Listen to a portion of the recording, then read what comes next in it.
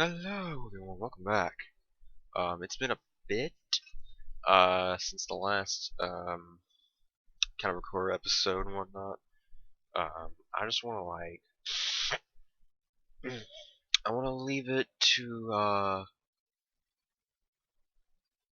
don't know actually. But I'm just saying that we're back. We're at TV Tropes again. The yearly outlook will probably be the next one. I've been procrastinating a lot because I also have college and whatnot that I'm dealing with, so that's fun. Um, I am uh, right now, I have recently, gotten footage for all of Destiny 2 Lightfall, and, Metal Rising will be coming first, and whatnot, and then Destiny 2 Lightfall will be with ease and whatnot, because I have the footage already. It came out as of recently. Um, Obviously, I leave my opinions to the closing thoughts, or my full opinions to the closing thoughts, and yeah. Uh, the last major episode after the Smash videos was the Danganronpa V3 closing thoughts, which we're finally done with. We're done with Danganronpa 3. Death Row to Despair will probably come at some point. I haven't attempted it fully yet. Again, I'll have to probably contact y'all about it maybe in the summer and whatnot, whenever I'm available, because as of right now I need to get ready with other things and whatnot, just taking this break and stuff from this large playthrough we've had. But now I need to continue, and we're gonna start off TV tropes. So let us begin, because our episode today will be on Gran Turismo. Let's arrive at Gran Turismo. Alright, so, oh god, what else? As of recently, Gran Turismo 7's about, I think, just about reached its first anniversary and whatnot of Gran Turismo 7 and whatnot. The 25th anniversary was as of last year, and I've been playing this game as of lately. I kind of moved on a little bit. I have been playing Kirby's Return to Dreamland Deluxe, and but I was playing this game for quite a bit, or I was playing Gran Turismo 7 quite a bit before then. After I was like completing a few games that will be probably projects actually. So yeah, stay tuned for that time, and yeah. So yeah, I think it's time we go ahead. Quote from Kazunori Yamauchi: "I want to drive my car on my television." So, this game's motto is the real driving simulator. It is one of the most popular driving game franchises. It is kind of like alongside Forza or Need for Speed and whatnot. And yeah, this game is a big childhood, or this franchise is a big childhood series to me, basically. And the the first game I started with was Gran Turismo 3, because I'll be honest, I didn't play 1 and 2. But I wanted to bring this game up because eventually I will probably do an actual video, like, coverage series of this game. I don't think I'll record it and whatnot because these games aren't on PC. They're PlayStation exclusives and whatnot, so that's kind of sad. And yeah, I'm going to start out with with the tropes and whatnot. The games are known for their high production value and visual fidelity. Each game has a large selection of cars for the player to purchase, from second-hand classics to cutting-edge modern cars, and sometimes beyond into concept car territory. Players must earn the right to compete in harder races by passing license tests that teach proper racing techniques such as using racing lines and late braking. While not a full-on simulation, as it lacked car damage in earlier titles among other things, the handling model of the game is definitely at the realism end of the spectrum, the game's subtitle being the Real Driving Simulator. There's about the Challenger Forza series and the movie coming out this year. So yeah. So releases of Gran Turismo 1997, Gran Turismo 2 1999. I know Gran Turismo 2 is a huge success in the Gran Turismo series that I never played. Gran Turismo 3 Aspect, in my opinion, this game is the best one in the series. I think Gran Turismo 3 is the most fun, one of the best kind of like polish systems, one of the best challenges. Overall, this is the best in the series to me. But I can't deny that objectively it'd probably be Gran Turismo 4 that came out in 2004. This was another great game. I still personally prefer Gran Turismo 3, but I won't argue. I won't argue that it's like considered the best in the series. I won't argue that. But yeah, if we were to say on a personal level, I would argue that Gran Turismo 3 is my favorite, and I would argue for the reasons why. Then we had Tourist Trophy, one of the spin-offs of the series, alongside Gran Turismo 4's prologue and Gran Turismo 5's prologue, and Gran Turismo on the PSP. And then comes 6 years later, Gran Turismo 5 for the PlayStation 3, 2010. This got quite a few delays and whatnot, and it was the longest waiting maybe. If we take this into spectral, it was the longest that we've seen without like a huge Gran Turismo and whatnot. And then we had Gran Turismo 6.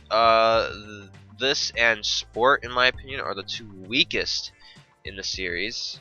I do not enjoy, or I don't think they're bad, but I think they're somewhat lacking and disappointing. Gran Turismo 6 is stale and has super easy racers and whatnot, and they got and like all the the gift cards you would normally get for being like the challenges and whatnot. That's not there. You get gift cards, but I want gift cards for every freaking national or cup series or single races and whatnot. I want that. And then Sport came, which I was disappointed with. In my opinion, I can understand that this was taking a new direction because the game's getting stale, but in my opinion, this is not it. Gran Turismo Sport is great to a lot of people, but not me. I think this game is overrated. I think it's lacking. I think it was lacking. I heard it got so much more, but I need something on the spectrum of Gran Turismo 4 or 3. That's what I need, and somewhat Gran Turismo 2 as well that I've never played. I need it on that. I just need it. They had so many events in theirs. Also, the endurance races, the huge endurance races were removed in Gran Turismo 6. Gran Turismo 4 brought a few back, but I need more. I need more. I know it's not to appease to me, but this is me to my criticism and whatnot, and I just don't see the enjoyability in Gran Turismo Sport. But I will discuss onto why in more detail of the series, and I'll do it with research. Gran Turismo 7, the newest one that I'm playing, is good and disappointing. There is not much in Gran Turismo 7. They still have the sport things and whatnot. They have some somewhat campaign to them that's rather short and whatnot, and they just needed more.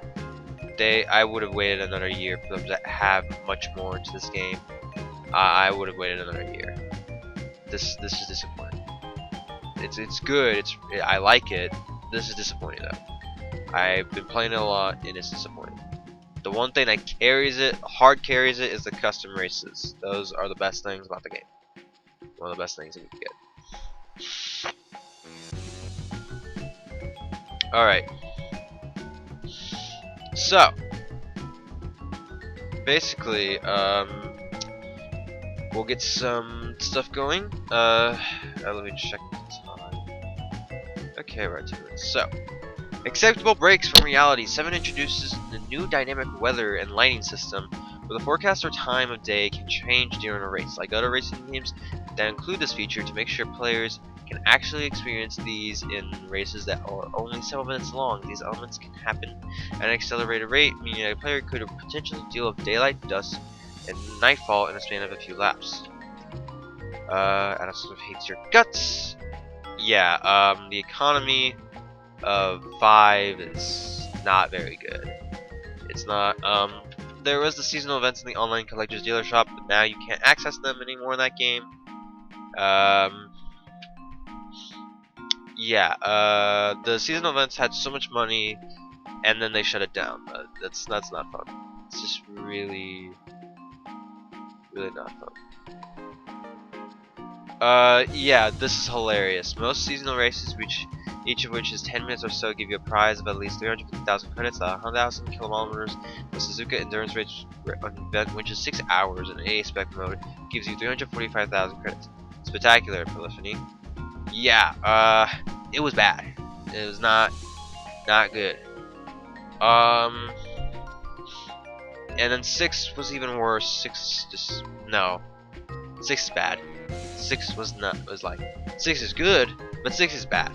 It's not very good.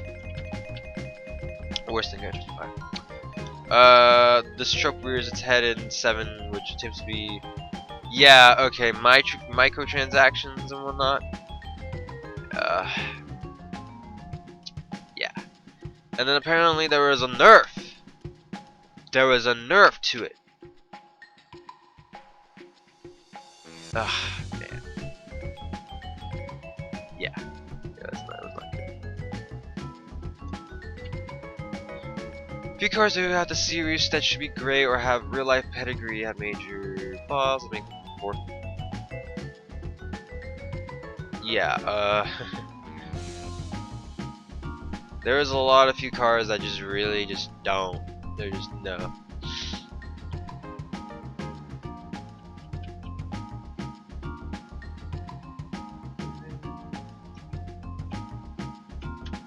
There's anti-frustration features.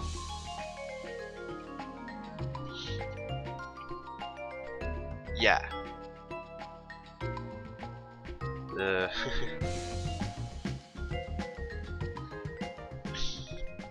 Alright, so I've experienced this in 7.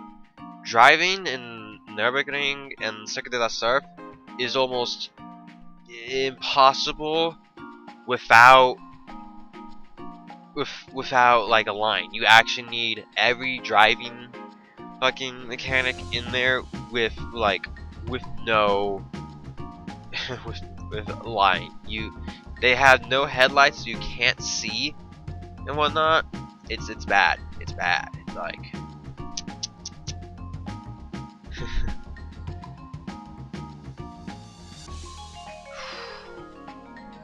but the 24-hour endurance races needs to come back. They're so much better than people think of them.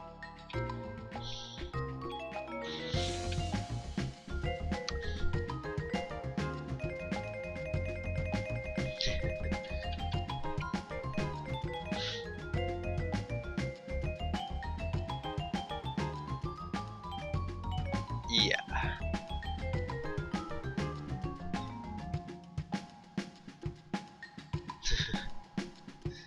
Yeah.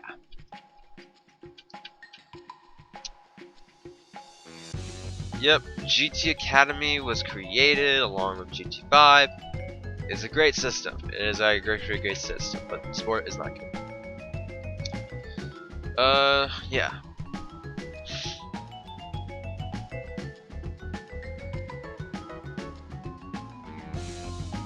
There's the Porsche.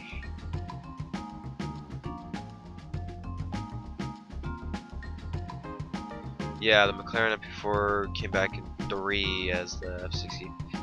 Gran Turismo 3 had the best formula, like race cars in terms of design. They were so cool and good. I don't want the Formula Gran Turismos, I want the formulas. Yeah, so beat them at their own game. A little example, the final time trial in the third game, A Complex String, requires you to beat the best time of Kei Yamauchi, the guy behind Gran Turismo. It is great, and yeah, it was hard as hell. Yeah, let's see exactly what it says in it. Yeah.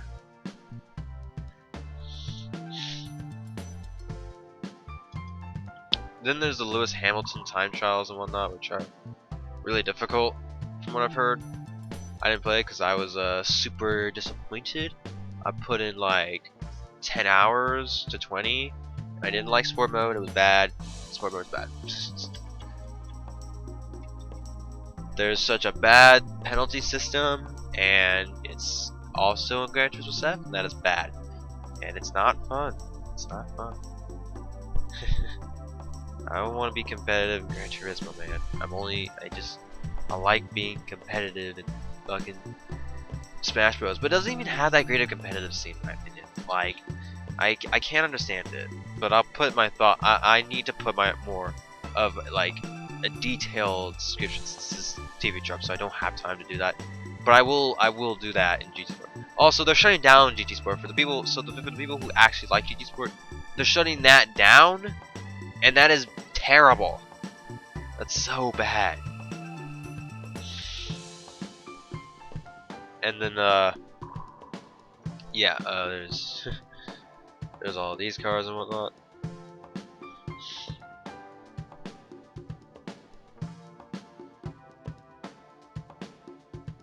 High Speed Ring did return in 7.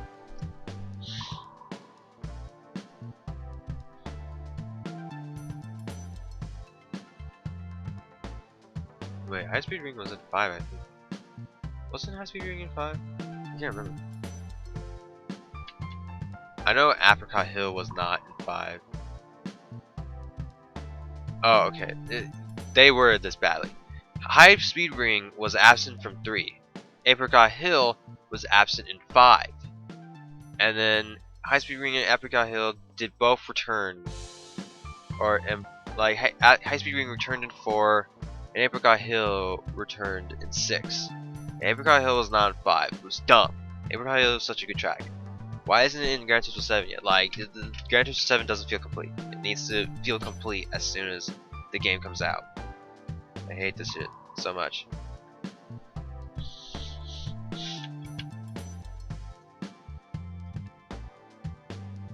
Character select for scene in 6, the game for suitable.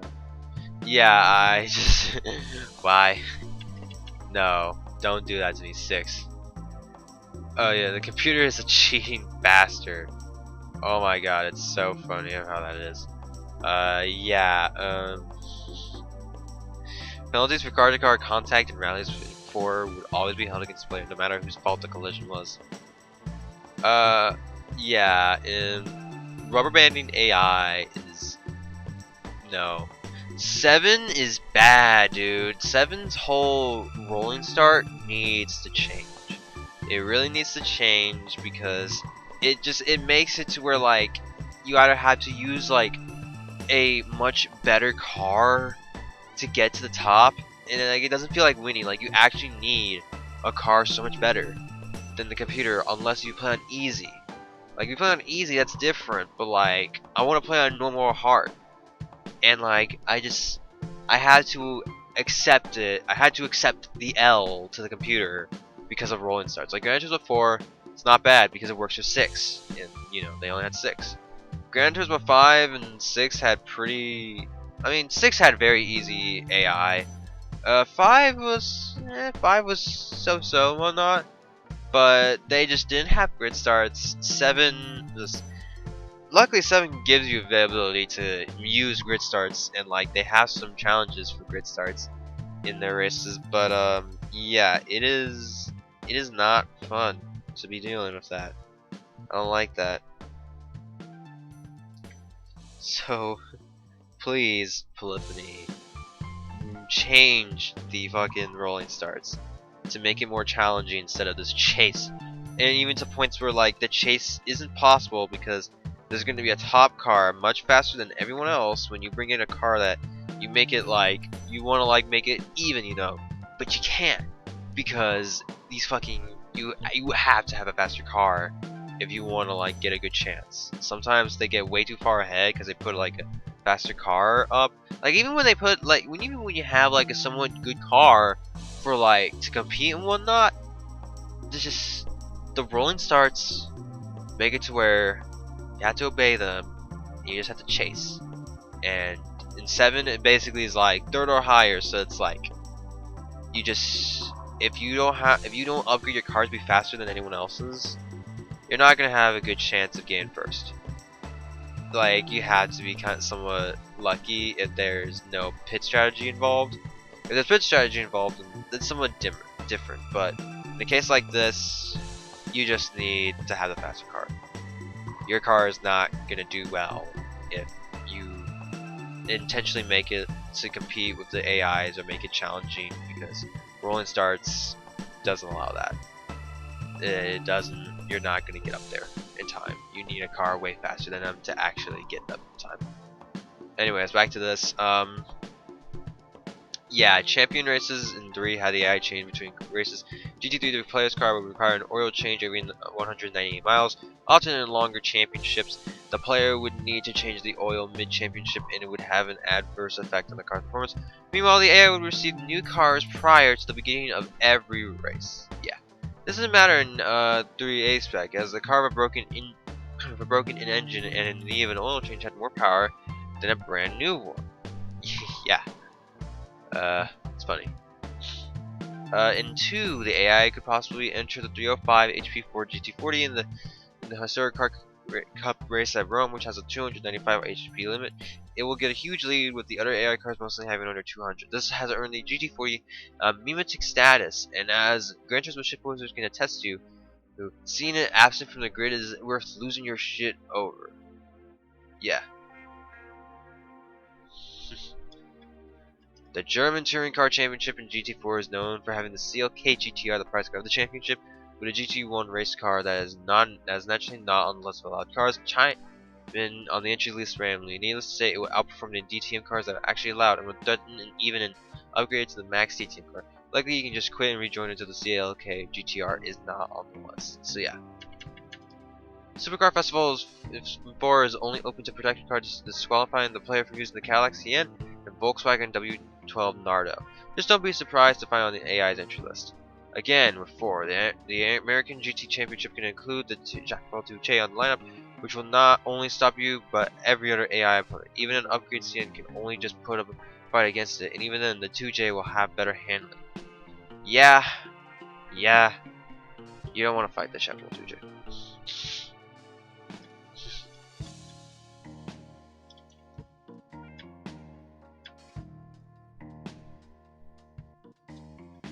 Yeah. There's SRT Tomahawk X. Yeah.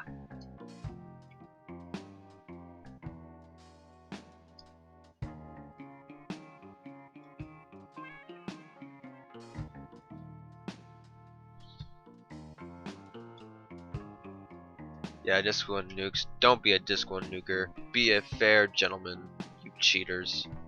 You absolute buffoons. Stop telling me to fucking...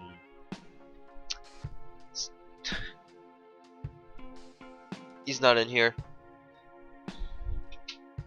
But yeah, just stop button doing that, man. Stop telling me to use a car to like absolutely clean sweep the races. No, I want a challenge. Which is why I hate the rolling starts, especially in 7 and 6. No, 7. Driving test. The game's license test. Who would have thought that getting all the gold prices would be that hard? Nintendo hard? Yeah. License test in Gran Turismo is absurd. But I must say I am proud to announce that I ended up getting gold on every license test. Gran Turismo 7. I'm insane with that game, with these games. But wait, there's more. There's a lot of Easter eggs, and whatnot, and Billy Mays. Oh man, we'll probably do a self-demonstrating article kind of page because it's really fun and whatnot that TV Jumps has.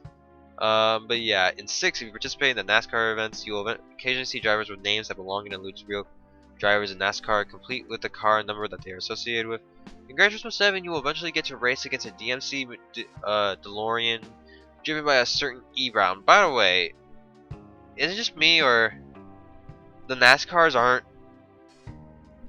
absent from 7? Like, come on, like at least have the NASCARs, you buffoons. But yeah, E-Brown is Griffin. There's also an Easter egg in Gran Turismo 7 of the Mini Cooper Clubman Cup Plus in Goodwill, in that you can actually find S. Brown, who people watch as Super GT. I've heard of him, and yeah, it's pretty cool. You can crash into him, make him lose. Easy games, man. Just so much better. Excited Showtime. 1,000 miles! A race series in GT4. I had an Easter egg of that in one of my videos in the description. Try finding that. So yeah. A foreshadowing to the Gran Turismo videos.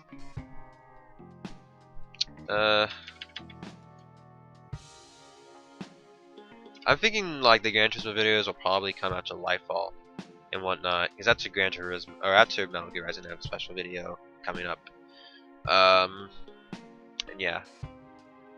But yeah, Metal Gear Rising, and then it will be out to Lightfall. So yeah.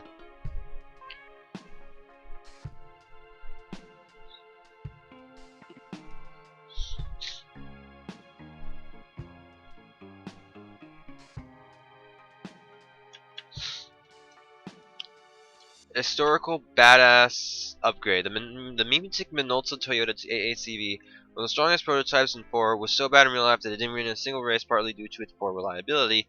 It was humiliated by the Jaguar XJR9 at Le Mans, finishing over 40 laps down. The classic Jaguar XJ13 race car introduced in 5 gets a major upgrade from the real life car by actually getting to race, which the real car never got the chance to do. Yeah. Jaguar is both bad and great at making Le Mans prototype cars. Well, Le Mans cars. The XJR9 won Le Mans in 1988. That was cool. They finally beat Porsche. They beat Porsche.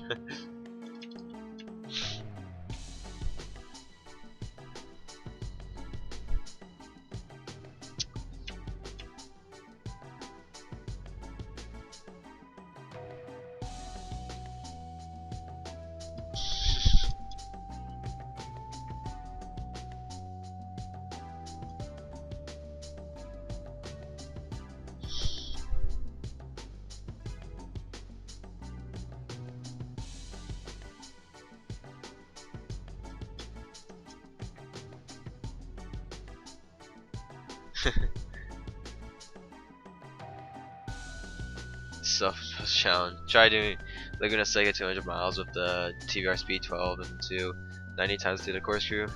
Yeah.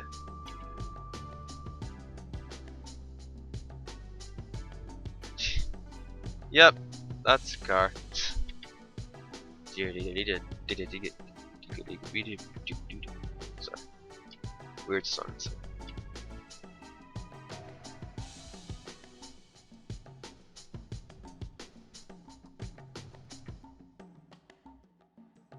What's TSO 30?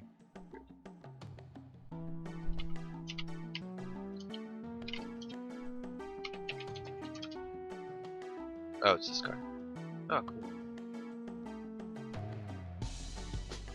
All I want is that TSO. I think it's the 10 TSO 20. The GT1 TSO 20 is that needs to come back.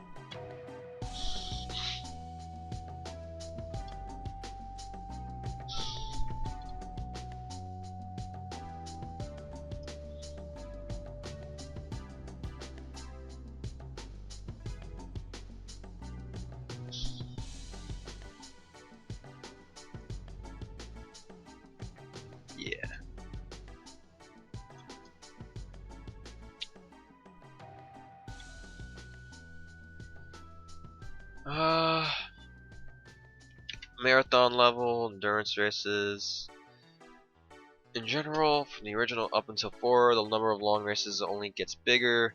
Do 5 onwards, it gets toned down somewhat. The original features of the all 9 races, yeah.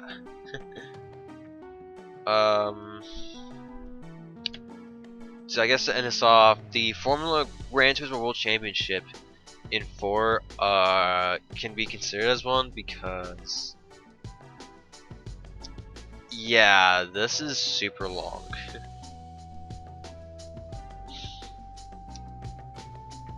Luckily this is a championship and you can just do a race and leave for the day. You wanna do a race or two and whatnot, but yeah, this is the Grand. It sucks because like one of the coolest prize cars ever, one of the coolest cars ever created, the Sauber Mercedes C9.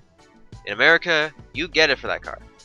The Japanese, they just had to complete the Grand Valley 300-kilometer endurance race, which almost everyone does. That one is why? Man, why are they getting choosies with that one? Anyways, yeah, that is Gran Turismo. So there'll obviously be more to the series on this channel. Because while I may not be able to record these probably without the Elgato setup, and I'll need the PlayStation, and another monitor. Yeah, Gran Turismo. This is the car in of itself, and yeah, the car in of itself. This is the video game, one of my big childhood video games and whatnot. I'm gonna add this and upload on the same day and whatnot. And yeah, I will hope you would take the time to enjoy this beautiful day. Peace, peeps.